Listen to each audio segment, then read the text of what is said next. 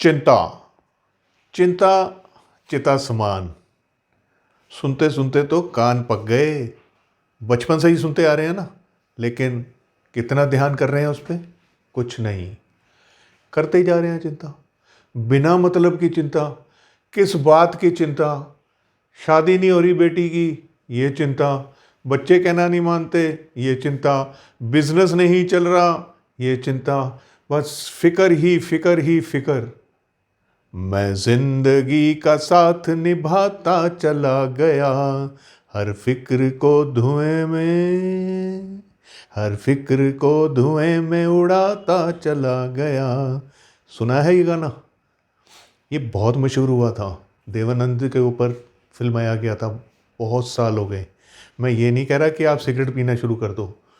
अब मैं जो प्रॉब्लम लेकर आया हूँ वो आपको आगे बताता हूँ और उसका इलाज भी बताता हूँ। पहले नमस्कार। मैं केवल हमेशा की तरह एक जीवन की बड़ी ज़रूरी प्रॉब्लम आपके सामने लेकर आया हूँ और उसके हल भी आपको दूंगा मैं।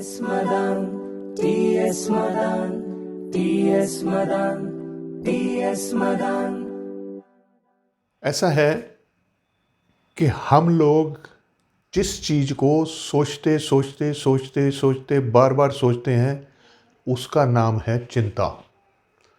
बार बार बार बार किसी चीज़ को सोचना, किसी काम को सोचना, किसी बात को सोचना, मतलब चिंता। और ये बन जाती है स्ट्रेस। और स्ट्रेस बनने के बाद में हमारे बदन के अंदर, हमारे दिमाग के अंदर ऑक्सी स्ट्रेस ऐसा ही एक कोई तत्व है जो रिलीज होता है, जिससे केमिकल प्रॉब्लम्स खड़ी हो जाती हैं और जो सिर्फ और सिर्फ दवाई से ही ठीक हो सकती हैं। और ये दवाइयाँ जब शुरू हो जाएं तो फिर लंबी ही चलती हैं। अब इससे बचा कैसे जाए? ये सिचुएशन आए ही ना। देखो, आपकी बेटी की या बेटे की शादी नहीं हो रही है। आप अपनी जॉब पर गए, जॉब से वापस आए, घर में आए, सारा दिन तो आपने मुंह बनाए रखा था। सोच रहे हो सोच रहे हो सोच रहे हो सोच रहे हो। घर आए हो फिर वही हालत। घर वालों को और स्ट्रेस में डाल दिया। क्या हुआ है जी? तबीयत ठीक है? क्या करूं? कोई रिश्ता ही नहीं मिल रहा है। अब क्या करोगे? अब ऐसे वक्त में आके आप अगर सोचते रहोगे तो शादी नहीं होगी। जिसके पास आप बात करोगे, जहाँ पर भी रिश्ते की बात चलाओगे, यही टेंशन खाई जाएगी कि आपके मुंह से कोई अच्छे शब्द निकलेंगे नहीं। सामने वाला सोचेगा ये तो सड़ा ही रहता है हमेशा, है ना? चिंता नहीं करनी। शादी नहीं हो रही है, पहली बात तो ये है कि अगर आप ज्योतिष में विश्वास करते हो तो कुंडली विश्लेषण करवा लीजिए। अगर कोई रुकावट है तो उस ग्रह का कोई उपाय कर लीजिए। दूसरी बात यह है कि आपने जितने नखरे शुरू में किए थे वो नखरे ज़रा बंद कर दो। हमें तो अपनी जाति में ही करना है जी, हमें तो अपने शहर में ही करना है जी, हमें तो सामने वाला इतना बड़ा होना चाहिए, सामने वाले में ये खासियत होनी चाहिए, वो हीरो भी होना चाहिए या हीरोइन भी होनी चाहिए, और उसको घर का काम भी आना चाहिए, और वो नौकरी भी करती है, और वो सब कुछ। ये सारे मैंने बहुत सुने हुए हैं जो लोगों ने पॉइंट्स बनाए होते हैं। फिर जैसे जैसे उम्र बढ़ती है ये पॉइंट्स कम होने शुरू होते हैं। फिर जब 30-32 की होती है तो आधे से ज़्यादा पॉइंट उड़ चुके होते हैं।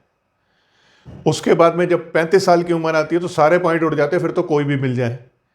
पहले ही अगर हम लोग इन चीज़ों के ऊपर ध्यान दे के चलते तो आज ये मुंह बना के बैठने वाली पोजीशन नहीं होती। मैं मानता हूं कि कुछ केसेस ऐसे होते हैं जिसके अंदर सच में लड़का नहीं मिलता या लड़की नहीं मिलती। ऐसे केस में चाहिए कि हम अपने प्रयासों को बढ़ा दें, हम वो दायरा बढ़ा दें जहां हम योग्य वर या वधू ढूंढ रहे हैं। बहुत ज़्यादा इस बात पे ना सोचें कि आपकी सारी बातें मिलनी चाहिए। इस बात पे सोचें कि सामने वाला अच्छा व्यक्ति होना चाहिए और हमारे साथ घुलने मिलने वाला हो। बच्चे का कहीं लव अफेयर है और टांग अड़ा दी कि जी हमारी तो नाक की बात है जी, यहाँ नहीं होने देंगे। अब करा दो उसकी शादी, वो खुद भी नहीं होने देगा अपनी शादी। फिर क्या कर लोगे? फिर चिंता करोगे, फिर बाद में एक ना एक दिन मान ही जाओगे।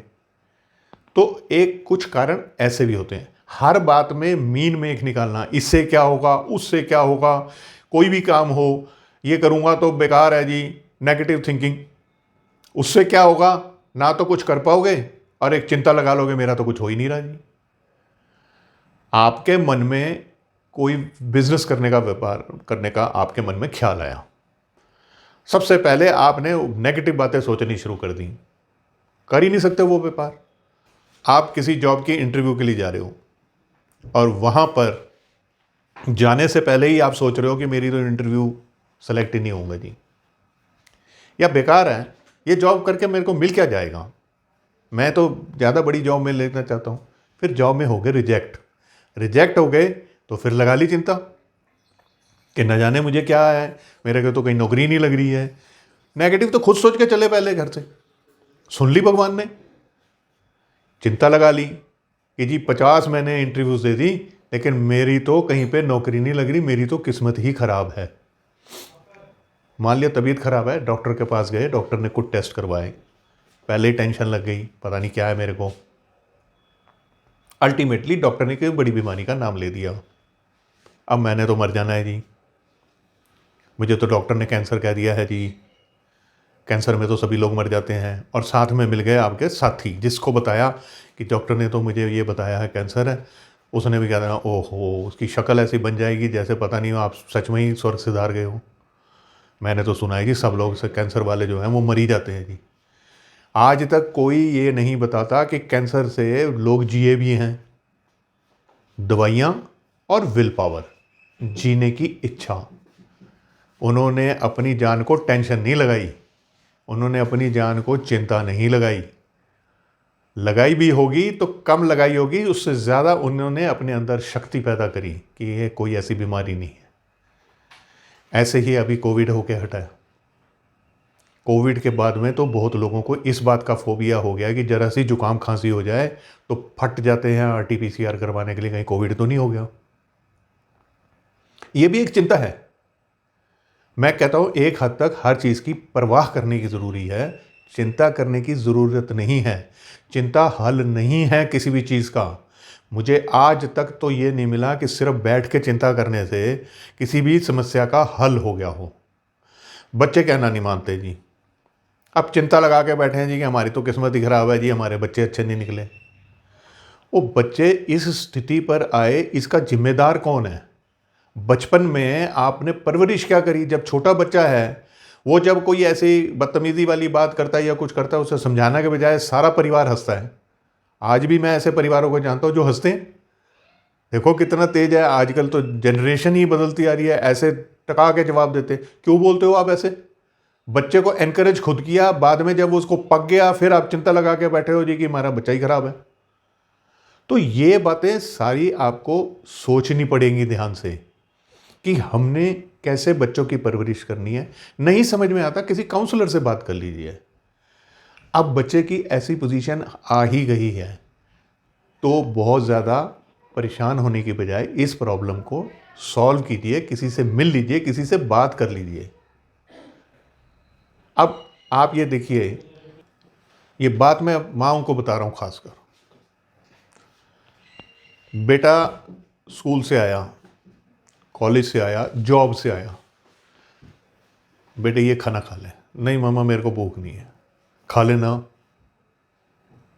10 मिनट बाद फिर खा लेना, 15 मिनट बाद फिर खा लेना, खा के तो देख, गरम गरम है, ठंडा हो जाएगा, पीछे ही पड़े रहना। ये जो एक्स्ट्रा पैम्पर करने की आदत है ना, ये फिर बच्चों के अंदर चिड़चिड़ाहट भर देते हैं। थोड़े से लापरवाह बनिए, भूख लगेगी अपने आप मांगेगा कि मुझे भूख लगी है, कुछ खिला दो। जितना पैम्पर करोगे उतना उनको आप बिगाड़ रहे हो। जरा सी जुकाम खांसी होगी, फट भागे हैं डॉक्टर के पास में, ओहो पता नहीं क्या हो गया जी, डॉक्टर साहब जरा चेक करना जी। और डॉक्टर साहब को भी देख के कह देते हैं कि ऐसा कुछ नहीं है, लेकिन फिर भी 4 दवाइयाँ तो खानी पड़ जाती हैं ना। थोड़ी इम्यूनिटी भी डेवलप होगी अगर प्राइमरी घर के उपाय करे जाए, ना कि सीधा लेकर भाग लिए डॉक्टर के पास में। ठीक है, कोई बड़ी बीमारी लग रही है, बुखार तेज़ है, सब कुछ है, आप ज़रूर डॉक्टर के पास जाओ, पर हर छोटी मोटी एक छींक आने पर भी अगर आप डॉक्टर के पास भाग रहे हो तो आप अपने बच्चे को बिगाड़ रहे हो, खुद को बिगाड़ रहे हो और अपनी सेहत खराब कर रहे हो।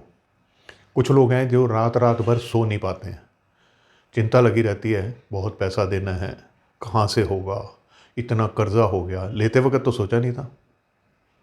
अब चलो बिजनेस एक्सीडेंट हो गया या आपने किसी और काम के लिए लिया और वहाँ पर आपका नुकसान हो गया और फिर आप लगे हो रात भर सोचने से। क्या सोचने से पैसा आ जाएगा? पैसा आएगा सिर्फ और सिर्फ कमाई करके, और वो भी सीधे रास्ते की कमाई। कुछ लोग दूसरे रास्तों पे चले जाते हैं, एक तो मर रहे होते हैं, ऊपर से और छलांग लगा देते हैं और फिर उन्हें हो लग जाती हैं बीमारियाँ, क्योंकि वहाँ पैसा तो मिलना नहीं, नुकसान तो होना ही है। ऐसे केस में सिर्फ अगर आपने सोचना है, चिंता नहीं करनी, सोचना है, तो ये हल ढूंढना है कि मैं अपनी कमाई को बढ़ाऊं कैसे। जॉब करते हैं तो ताकत से बाहर लोन मत लीजिए। कुछ भी हो जाए, जीवन जीने के लिए जितनी चीज़ों की ज़रूरत है उससे अतिरिक्त लोन लेना एक पाप है, और वो पाप का भुगतान करना ही पड़ेगा। पाप से याद आया, आपको चिंता है तो कोई होना चाहिए जिससे आप अपने मन की बातें कर सको, जिससे आप ये बात डिस्कस कर सको कि आप किस चिंता में हो, बजाय इसके कि कोई ऐसा शख्स ढूंढ लो जो नेगेटिव बातें करे। तो पहले तो अपने आसपास, अपने जानकारों में वो व्यक्ति ढूंढो जो आप में नेगेटिविटी ना भरे। हर बात को ये हो जाएगा तो वो हो जाएगा, ये हो जाएगा, ऐसा नहीं चाहिए। ढाढ़स बनाने वाला व्यक्ति चाहिए। ऐसा नहीं है आपके अगर आसपास कोई भी, तो सबसे अच्छा उपाय तो ये है कि आप प्रभु चरणों में जाओ, प्रभु की शरण में जाओ, भगवान के सामने या अपने जिसको भी आप पूछते हो वहाँ जाकर बात करो, उनसे बात करो। वहाँ से जवाब नहीं आएगा लेकिन आपका मन ज़रूर हल्का हो जाएगा, और जो जवाब आएगा वो आपके लिए अच्छा ही होगा। आप भगवान को नहीं मानते, मैं ज़बरदस्ती भी नहीं करूँगा, मत मानो, समय नहीं है, कोई बात नहीं।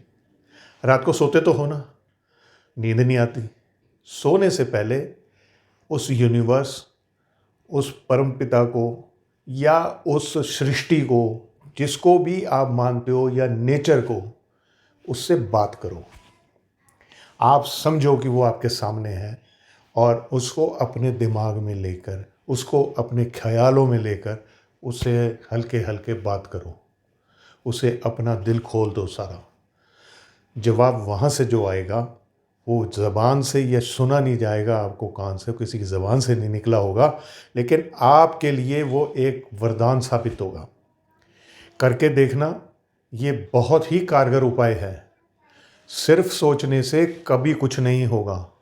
बहुत लोगों के बहुत करीबी बच्चे, जवान बच्चे, छोटे बच्चे, जवान युवतियों के पति या पत्नी या माँ या बाप, ये असमय इनकी मृत्यु हो जाती है कि जो आया है उसने जाना है। बिना मतलब कि आप चिंता करके अपने आप को खराब कर रहे हो। अब जो व्यक्ति आपके साथ नहीं है, किसी के जाने से दुनिया के काम रुकते नहीं हैं। आपने देखा होगा कि बहुत बड़े बड़े लोग असमय चले गए, तो इससे देश का कुछ बिगड़ा नहीं, और भी लोग आ गए।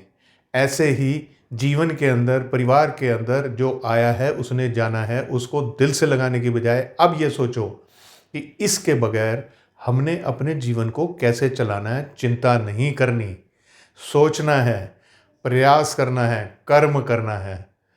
बैठे सिर पर हाथ रखकर बैठना तो समझ लो वो चिता तैयार करने के बराबर ही है। बहुत बातें हैं करने को। उम्मीद करता हूँ कि जितनी भी बातें मैंने अभी तक करी हैं उनमें से आपको कुछ ना कुछ ज़रूर अच्छा लगा होगा। आपके जानकार में किसी को अगर ये चिंता की प्रॉब्लम है तो मेरी वीडियो से फॉरवर्ड कर दीजिए। मेरे इस चैनल को ज़रूर सब्सक्राइब कर दीजिए, क्योंकि आपके सब्सक्राइब करने से मेरा हौसला बढ़ता है और मैं अच्छी अच्छी और भी चीज़ें आपके सामने पेश कर सकता हूँ। जीवन से जुड़ी हुई जो प्रॉब्लम्स हैं उनको मैं लेकर आता रहूँगा और उनके हल भी देता रहूँगा। करेंगे ना? T.S. Madan, T.S. Madan, T.S. Madan, T.S. Madan.